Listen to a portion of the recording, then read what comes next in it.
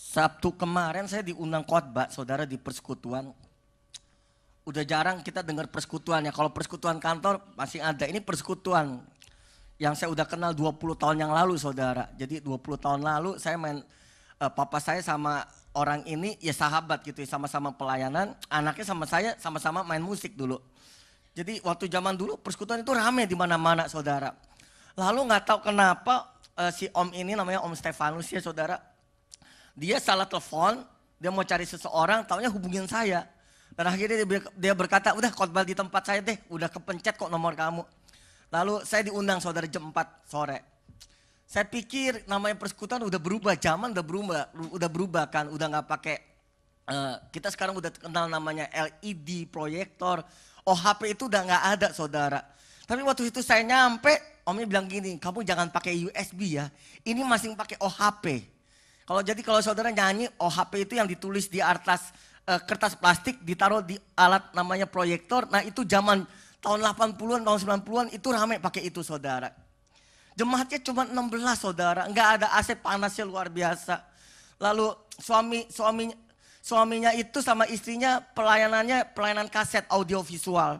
Jadi dia rekamin semua hamba-hamba Tuhan, lalu dia broadcast kemana-mana dan orang yang mau dengar firman bisa beli dulu zaman kaset. Saya kenal om ini sangat luar biasa, sangat sederhana.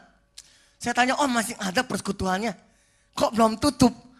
Saya bilang gitu, saya mau khotbah juga bingung, saudara, 16 orang kayak Komsel. Lalu istrinya di depan nyanyi, saudara, itu dia nyanyi dari pertama sampai habis sambil nangis. Saya bingung, saudara, ini istrinya nyanyi kayak nyanyi di hadapan Tuhan. Enggak nyanyi di depan 16 orang, nyanyi kayak di depan sama Tuhan. Nyanyi lagu-lagu tahun 80. Tak usah ku cemas. Lagu El Shaddai. Tutupnya masing Bapak terima kasih gitu ya. 16 orang, saudara. Lalu saya liatin om dan si tante ini ya. Saya tanya, om, tante udah pelayanan berapa lama persekutuan? Kok belum mau tutup? Saya pikir udah tutup nih pelayanan. Karena dia buka udah 39 tahun, saudara. Dari jemaatnya ratusan sampai jemaatnya puluhan sampai sekarang belasan.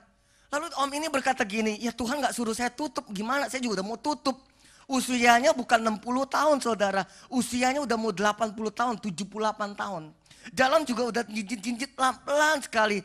Dan waktu saya lihat dia, saya langsung gini loh, saudara, terharu. Ada yang masih ada di kota Jakarta ini melayani seperti hal itu, saudara. Semuanya sederhana, pemusiknya cuma satu keyboard, lalu yang nyanyi sederhana. Aduh, sederhana banget, saya lupa mau tampilin fotonya. Sampai saya berkata, ayo foto bersama deh. Masih ada OHP, saudara.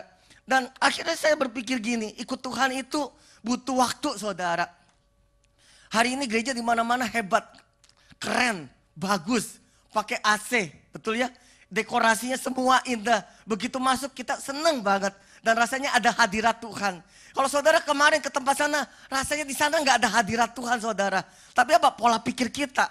Dan waktu saya masuk ke sana, saya sangat diberkati. Lalu saya bilang gini sama om tantenya, om tante jangan lupa undang saya lagi ya. Saya nanti bawa anak saya bawa istri saya mau khotbah lagi. Saya sangat diberkati sama tempat yang sangat sederhana ini. Lihat, saudara. Saudara dapat zaman Tuhan bukan karena tempat yang bagus. Tempat yang bagus itu penting. Bukan musik yang bagus. Musik yang bagus itu penting. Tapi hadirat Tuhan ditentukan oleh pola pikirmu sendiri. Kalau pola pikirmu bagus, semua jadi bagus. Minggu lalu BBM naik ya. Saya liatin PP, para pengerja lucu, saudara. Ada yang suami bilang gini, tekanan darah gua naik sekarang. Gara-gara apa? BBM naik. Kenapa? BBM naik, kasih uang jajan, uang sayur juga semuanya naik. Dan para pria rata-rata jadi stres. Buat saya juga stres, saudara. Karena uang sekolah anak saya naik, BBM semua naik, uang sayur naik, PLN, listrik, gas semua naik. Tapi balik lagi, pola pikirmu menghasilkan, menentukan sikap masa depanmu. Kalau pola pikirmu positif, responnya juga positif. Amin, saudara. Pikiranmu positif, hatimu positif, perkataanmu positif. Iya, saya tahu BBM naik, tapi saya tahu mujizat Tuhan masih ada. Berkat Tuhan masih mengalir atas hidup saya. Dan itulah yang disebut orang yang punya iman di hadapan Tuhan. Amin, saudara. BBM naik 2000 perak. Dia itu salam 2000. Saya bilang ya orang ada-ada aja ya. Apa-apa salam 2000 sekarang saudara. Saudara mau salam 2000 sama sebelah kiri kanan? Enggak ya, ngapain juga, nggak ada penting-pentingnya saudara. Suatu ketika, udah lama sekali saya pernah khotbah ini saudara. Thomas Alva Edison pernah berkata, saya nggak gagal. Saya bukan orang gagal, walaupun teman-teman saya mengatakan saya gagal. Saya ini bukan gagal, hanya baru menemukan 10.000 cara untuk menemukan sebuah solusi atas muka bumi ini, lampu pijar. Thomas Alva Edison tidak berkata saya gagal 10.000 kali. Saya tidak gagal, tapi saya hanya baru menemukan 10.000 cara untuk melihat masa depan saya. Saudara bukan orang gagal, yang setuju katakan amin. Walaupun hidupmu sekarang punya rumah cuma kontrak, saudara bukan orang gagal. Ekonomimu pas-pasan, kata orang gagal. Tapi saya mau berkata pagi ini, saya mau kuatkan saudara. Saudara pun juga bukan orang gagal. Keluargamu mungkin baru terpuruk. Keluargamu mengalami sesuatu yang buruk. Orang meremehkan, melecehkan. Saya juga mau bilang pagi ini, kita semua bukan orang gagal. Amin saudara. Orang gagal dipilih Tuhan jadi orang yang luar biasa. Theodore, Presiden Amerika abad 18, Theodore Roosevelt. Dia bilang gini, kalau pikiranmu buntu, apa-apa stres, apa-apa negatif pikiranmu, ayo pinjem pikiran teman-temanmu, orang-orang di sekitar hidupmu yang positif pikiranmu. Karena apa? Kalau saudara negatif, ketemu orang-orang yang positif, akhirnya pikiranmu jadi positif. Iman bertumbuh karena apa? Firman Allah. Bukan iman bertumbuh kata Pak Esther James dari film Korea. Enggak. Imanmu bertumbuh karena apa? Firman yang memberi kekuatan atas hidupmu. Saya kadang juga bukan orang-orang yang super positif, kadang negatif. Tapi saya selalu saudara kalau mau naik mimbar, malam-malam saya mulai berdiri dan saya mulai bayangkan sesuatu yang baik. Besok terjadi, akan ada jemaat-jemaat yang tersenyum, akan ada jemaat-jemaat yang ketawa, akan ada jemaat-jemaat yang tepuk tangan karena semangat luar biasa. Dan mereka begitu pulang, mereka sukacita karena sebuah firman. Malam-malam saya udah pikirkan, malam-malam saya berdiri di kaca dan saya berkata, Paulus kamu luar biasa, hidupmu berubah dan engkau akan merubah masa depan banyak orang. Karena firman di dalammu lebih besar, jauh lebih besar dari kuasa apapun. Saya katakan itu saudara. Dulu saya peminder, malu luar biasa. Karena apa? Tubuh saya cuma 1 meter 65 cm. Sebenarnya gak ada masalah 1 meter 65 cm. Cuma karena di rumah 3 bersaudara, yang paling kecil saya doang 1 meter 65 cm. Itu jadi bahan remehan, bahan perkataan dari keluarga juga tentunya saudara. Lalu dari teman-teman, itu yang membuat saya pikiran saya jadi baik, akhirnya negatif, dari hidup saya mulai terpuruk. Kenapa? Saya dengarkan orang-orang negatif. Dulu saya parah saudara, SMA itu saya parah saudara. Kalau misalkan SMA ada teman ulang tahun gitu ya. Begitu udah siap mau masuk ke tempat ulang tahunnya. Saya lihat dulu pertama, wanita mana yang tingginya lebih tinggi dari saya cari dulu gitu. Kalau ada, saya akan malu, saya akan minder dan saat itu juga saya akan pulang. Saya pulang beneran, kenapa? Malu. Enggak berharga, tinggi 165 cm. Kata siapa? Kata orang-orang negatif. Kalau saya pergi ke kondangan, saya lihat dulu pengantin wanitanya lebih tinggi dari saya atau enggak. Kalau ini udah siap pakai jas, sudah rapi. Begitu saya masuk, saya lihat pengantin wanitanya lebih tinggi. Karena nanti ujungnya akan foto bersama. Saya akan pulang dengan tiba-tiba akan pulang. Dan orang yang pergi sama saya tanya, kenapa? Pulang aja. Ya kenapa pulang aja? Artinya gini loh, hidupmu dikuasai oleh keadaan. Kalau BBM naik, listrik naik, tiba-tiba saudara jadi marah-marah, stres gak karuan. Artinya hidupmu lagi dipengaruhi oleh BBM, bukan karena firman. Makanya tema kita masih tetap perbesar kapasitasmu, tantang Goliat-Goliat dalam hidupmu. Kita punya Goliat, saya punya Goliat yang terus menerus selama hidup akan datang sama kita. Tapi siapa yang punya pikiran yang positif, punya rencana yang baik, dan semuanya jadi baik. Yang setuju boleh katakan amin. Boleh tepuk tangan saudara pagi-pagi ini. Filipi 4 ayat ke-8. Kalau ada multimedia bisa bantu. Filipi 4 ayat yang ke-8.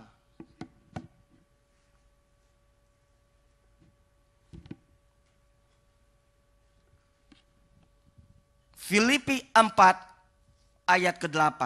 Mari kita baca bersama saudara. 1, 2, 3. Jadi akhirnya saudara-saudara, semua yang benar, semua yang mulia, semua yang adil, semua yang suci, semua yang manis, semua yang sedap didengar, semua yang disebut kebajikan patut dipuji, pikirkanlah semuanya itu.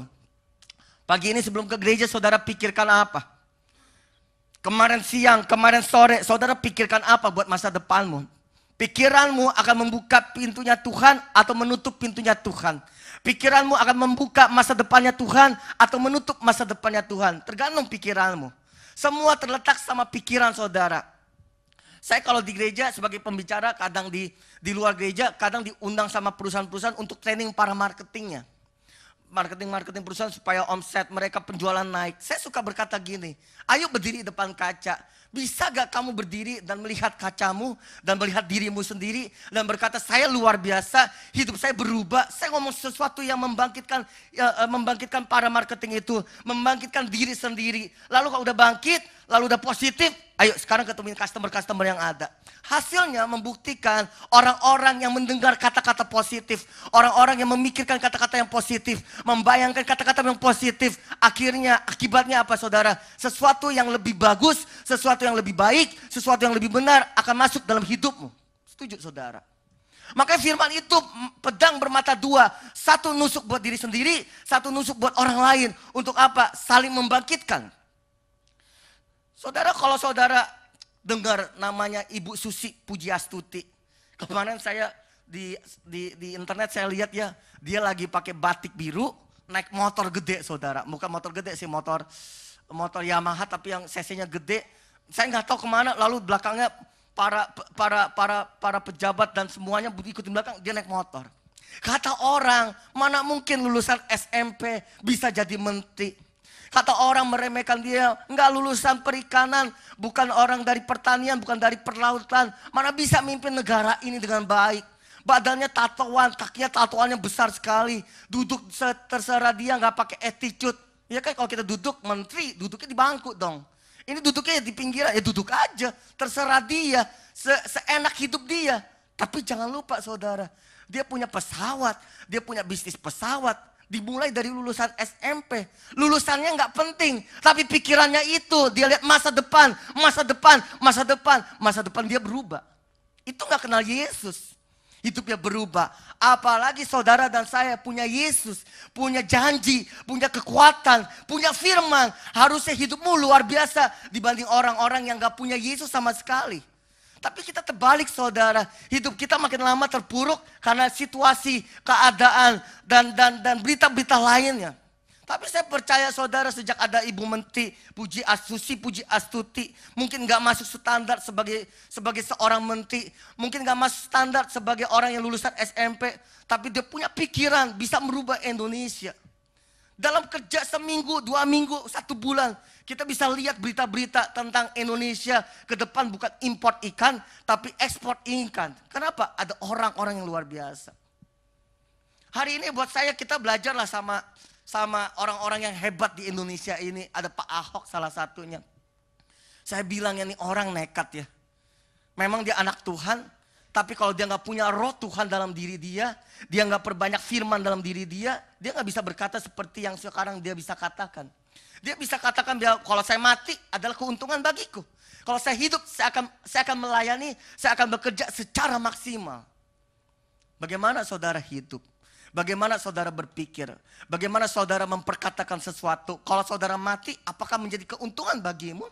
Kalau saudara hidup, apakah saudara menggerutu atas hidupmu? Itu tergantung saudara loh saudara.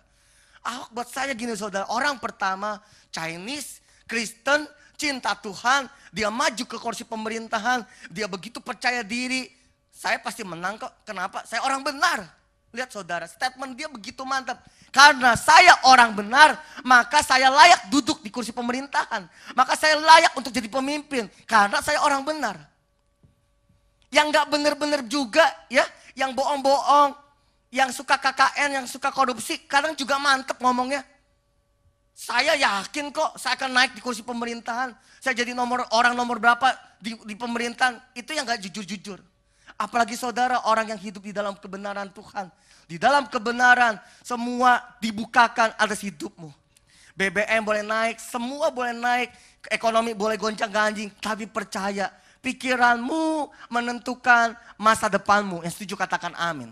Pikiranmu menentukan kuasa Tuhan. Pintu-pintu berkat dibukakan atas hidupmu atau tidak. Mujizat nyata atau tidak ditentukan oleh pikiranmu. Bulan lalu saya berbicara tentang kuasa perkataan. Perkataanmu itu penting.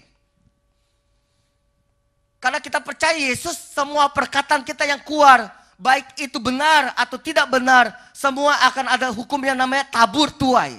Kalau kita berkata, aduh hidup saya jelek, sial, maka kesialan, kejelekan akan terus datang dalam hidupmu, menghantui hidupmu.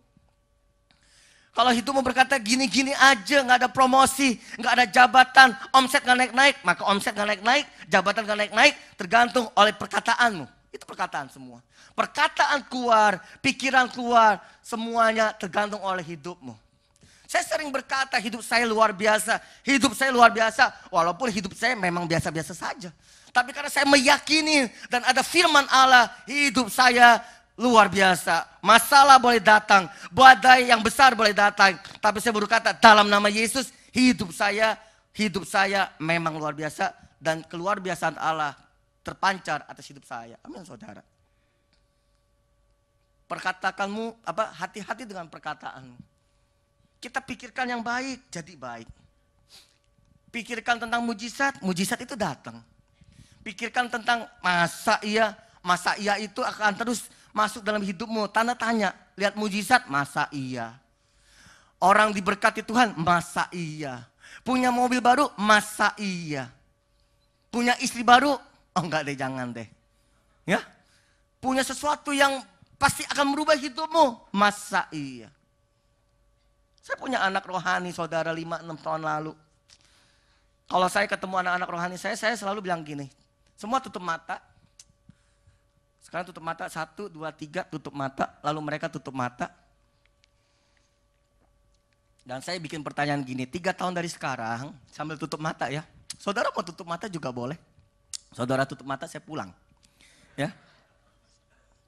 Lalu saya bilang gini, 1, 2, 3. Kalian tutup mata, lalu pikirkan 3 tahun dari sekarang hidupmu sudah berubah belum? Lalu dia pikirin, udah. 3 tahun dari sekarang keadaanmu bertambah baik, sangat baik, atau ya sedikit baik. Lalu buka mata, lalu saya tanya lagi. 3 tahun dari sekarang keadaanmu tambah baik, sedikit baik, apa sekedar baik? Rata-rata loh ya. Saudara nih boleh ngomong nih, saya tanya nih. Saya ulang, saya bikin pertanyaan. 3 tahun dari sekarang, hidupmu bertambah baik, sangat baik, sekedar baik, apa tambah sedikit baiknya? Saudara jawab. Udah jawab ya? Rata-rata yang jawab pada nggak tahu. Bilang, saya nggak tahu mau jawab apa. Paling tambah sedikit, lihat saudara. Kenapa? Karena lalu saya tanya gini, kenapa sih ngomongnya cuma sedikit? Atau saya nggak bisa ngomong? Lalu mereka berkata gini, Pas, selama ini saya hidup di sekitar orang yang gak punya mobil. Sekali punya kendaraan, motor doang. Sekali punya kendaraan, motor doang. Sekali punya rumah yang baru, tapi di dalam gang, masuk gang, yang harganya 80 juta. Jadi kalau pastor tanya saya, 3 tahun dari sekarang, hidup saya berubah tambah baik, sangat baik, saya gak bisa jawab. Karena nenek saya, papa saya yang percaya Yesus, mereka hidupnya juga begitu. Bertambah baik cuma sedikit, kadang sekedar baik. Tiap bulannya juga masih mikirin, makan pas-pasan, hidup pas-pasan. Lalu saya berkata, oke, saya setuju, lingkunganmu artinya mempengaruhi pikiranmu. Betul ya? Lingkunganmu mempengaruhi pikiranmu. Kalau lingkunganmu semuanya suka binatang, maka dengan sendirinya saudara jadi pecinta binatang. Kalau lingkunganmu sekitar orang-orang yang suka baca buku, semua baca buku. Kurang lebih saudara pasti baca buku. Itu benar saudara. Hukum itu benar. Dilihat, itu yang kita praktekkan. Kalau kita suka berkata puji Tuhan, haleluya, puji Tuhan, haleluya, kita akan pintar berkata puji Tuhan, haleluya. Anak saudara tinggal ditaruh di mana? Anak saya yang paling gede suka ngadu gini. Itu tuh teman saya ada 3 orang. Namanya si A, si B, si C. Kalau ngomong suka bilang gini, bego lu, bego lu. Gue kasih tahu ya, bego lu. Anak saya bingung gitu loh, suruh ngomong bilang bego gak bisa. Karena apa? Setiap hari dia tidak pernah dengar kata bego di dalam rumahnya. Dia nggak pernah dengar kata gue, elu, itu dia nggak pernah dengar. Jadi yang keluar apa yang dia dengar. Apa yang masuk dalam hatimu, apa yang masuk dalam pikiranmu, apa yang masuk dalam telingamu, itu akan keluar begitu saja dengan begitu saja. Saudara, kita buka 2 Samuel 16 ayat 5.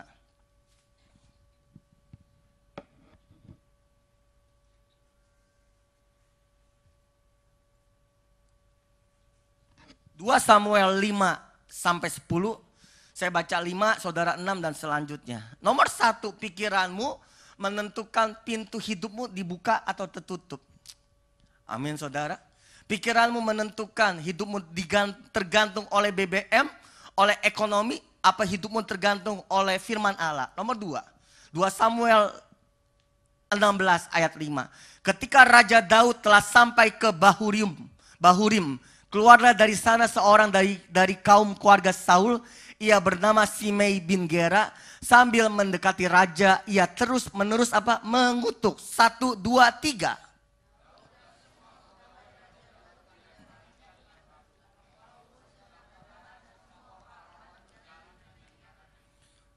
Beginilah perkataan Simei pada waktu ia mengutuk. Enyalah, enyalah engkau penumpah darah orang dursila. Tuhan telah yang engkau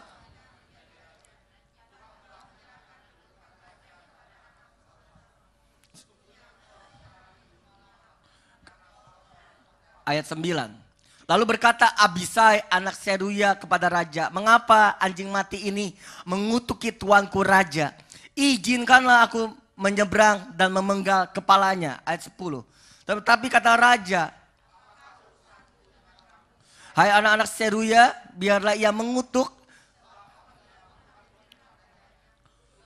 Siapakah yang akan bertanya mengapa engkau berbuat demikian? Ceritanya gini saudara, Daud ini dikejar-kejar sama anaknya sendiri untuk dibunuh, namanya Absalom. Dia udah pernah dikejar-kejar Saul untuk dibunuh 2 kali lewat, 2 kali mau dibunuh, 2 kali lepas, diloloskan. Daud itu orang pengampun saudara. Setiap musuh yang mati dia pasti nangis. Dan nangisnya itu benar-benar nangis. Dia ambil debu, dia koyakan pakaian. Dan dia menangis, dia meratap buat musuhnya. Itu hebatnya Daud. Nah sekarang lagi dikejar-kejar anaknya saudara. Tiba-tiba dia lewat lereng gunung. Ada seorang yang bernama Simei sedang mengutuki Raja Daud. Enya, engkau penindasku ini, engkau penumpah darah, enya aku dikutuk-kutuki saudara. Nah salah satu tentaranya Raja Daud berkata gini, Tuhan, hambaku diizinkan bikin mati orang itu. Aku penggal orang itu yang mengata-ngatakan raja. Lalu Daud berkata gini, siapa kamu?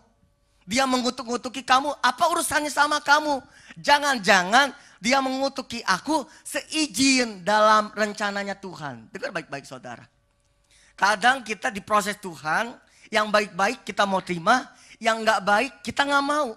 Yang gak baik itu kita berkata, ini bukan urusannya Tuhan. Ini urusan dari orang pihak keberapa. Ini bahkan mungkin dari iblis, serangan iblis. Dan kita menyalahkan iblis. Tapi jangan lupa saudara, Amsal berkata, besi menajamkan besi. Manusia akan ditajamkan oleh sesamanya.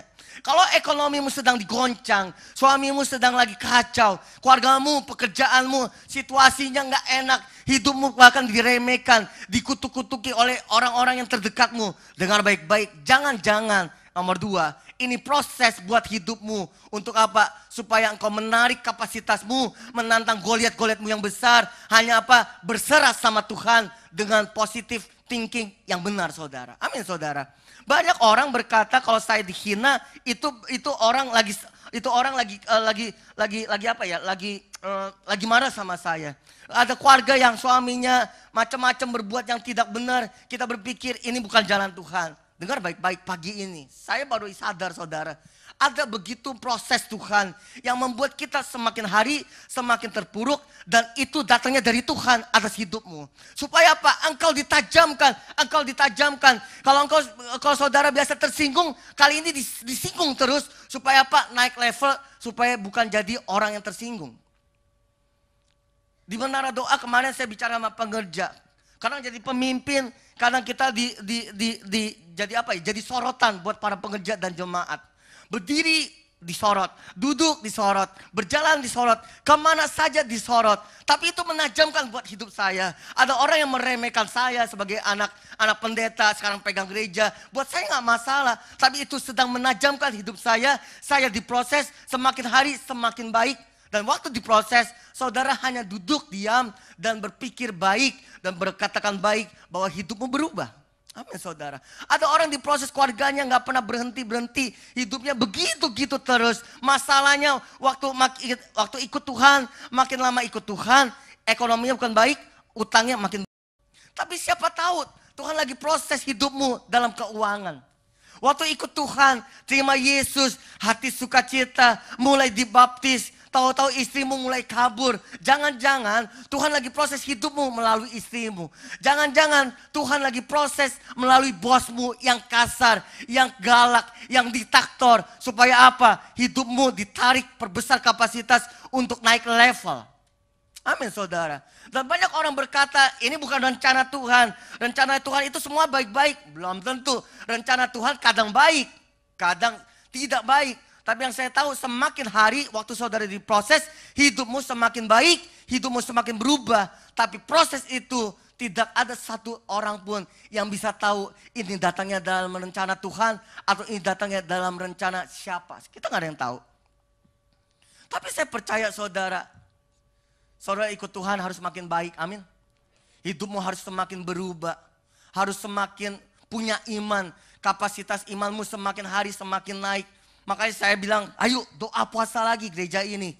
Jemaat-jemaat Tuhan, ayo doa puasa lagi. Mulai baca firman Tuhan lagi. Biasa 2 pasal, bikin 3 pasal. Biasa 3 pasal, bikin 4 pasal. Biasa nggak pernah puasa. Puasa, tujuannya apa? Saudara akan menaklukkan Goliat dalam hidupmu.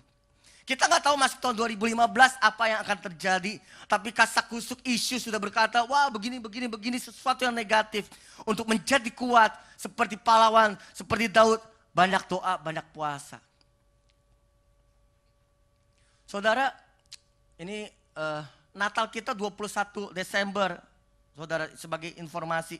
Natal kita 21 Desember, kebaktian 3 kali.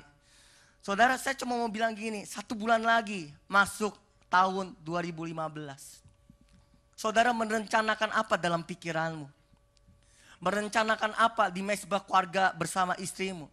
Merencanakan apa bersama Tuhan atas masa depanmu? Kalau belum, ayo buat sesuatu supaya hidupmu tambah positif. Saya minta pemusik untuk maju. Simei mengutuk Daud. Tapi dari akhir cerita, orang yang mengutuki Daud pada akhir ceritanya, orang itu dibuat damai. Mertuamu mungkin menghina hidupmu.